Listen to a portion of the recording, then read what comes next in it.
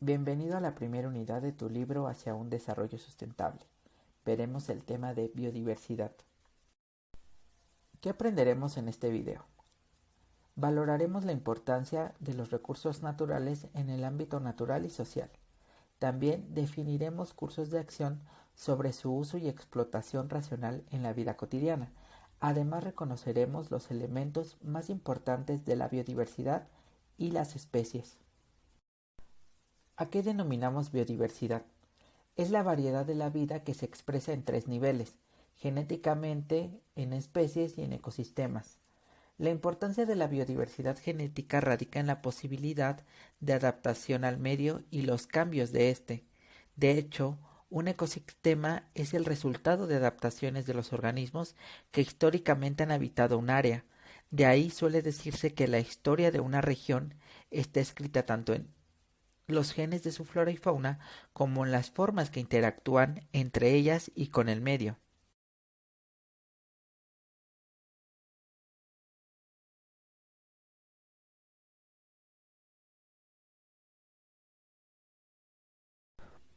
Ahora hablaremos de los elementos más importantes de la biodiversidad y sus conceptos.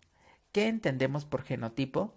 Bueno, se refiere a la información genética que posee un organismo en particular en forma de ADN. Se usa para determinar qué variaciones específicas existen entre cada individuo y lo podemos diferenciar del fenotipo.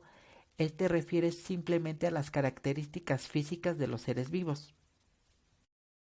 Ahora definiremos qué es población. En biología es el conjunto de organismos o individuos que coexisten en un mismo espacio y tiempo, que comparten ciertas propiedades biológicas, las cuales producen una alta cohesión reproductiva y ecológica del grupo, manteniendo así un equilibrio en el ecosistema. Ahora definiremos qué es la cohesión. Existen dos tipos de cohesión: la reproductiva, que es la que implica el intercambio de material genético entre los individuos u organismos que habitan una misma área, y la cohesión ecológica, que se refiere a los requerimientos similares para la supervivencia y la reproducción, en donde se ocupa un espacio generalmente heterogéneo en cuanto a su disponibilidad de recursos.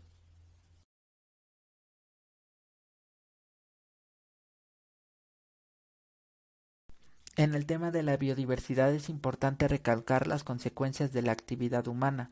La explotación de los recursos naturales, tanto renovables como no renovables, modifican las características del hábitat de las especies y atentan contra ellas, llevándolas al peligro de la extinción.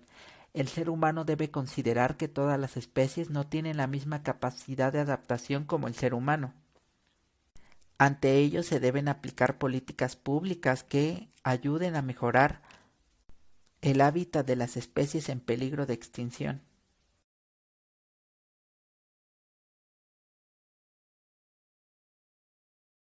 Ahora hablaremos sobre la clasificación de las especies. Estas pueden ser nativas.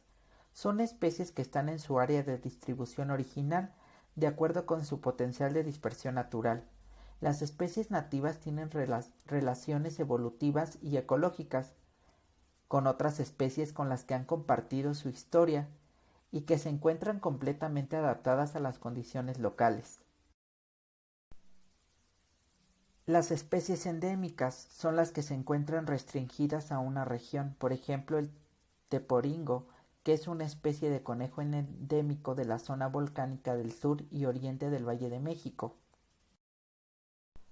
Las especies exóticas, las que originalmente tienen otra área de distribución pero fueron introducidas, intencionalmente o no, a una nueva.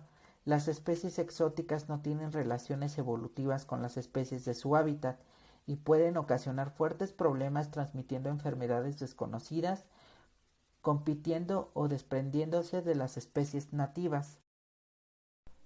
Y por último, las especies invasoras son aquellas especies nativas o exóticas que por las nuevas condiciones ambientales aumentan su población y distribución geográfica. Estas pueden causar daños ambientales a la economía y a la salud humana.